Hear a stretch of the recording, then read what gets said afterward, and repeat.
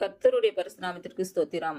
இன்றைய நாளுக்கான தேவ வார்த்தை ஏசாயா 46ஆம் அதிகாரம் 3 மற்றும் 4ஆம் வசனங்கள்.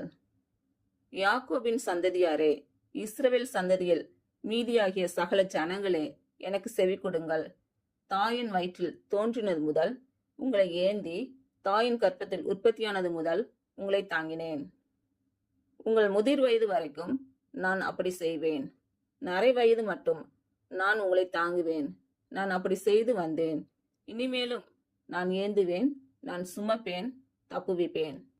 இன்று பிறந்த நாள் மற்றும் திருமண நாள் காணும் அனைவருக்கும் இயேசு கிறிஸ்துவின் நாமத்தினாலே வாழ்த்துக்கள். கர்த்தர் உங்கள் பலவீனங்களை மாற்றி உங்களுக்கு பலத்தை கட்டளையிடுவாராக. கர்த்தர் உங்களையும் உங்கள் பிள்ளைகளையும் உங்கள் பிள்ளைகளின் பிள்ளைகளையும் ஆசீர்வதிப்பாராக. கர்த்தர் உங்களோடு இருந்து உங்கள் பணிகளையும் பயணங்களையும் ஆசீர்வதிப்பாராக. ஆமென்.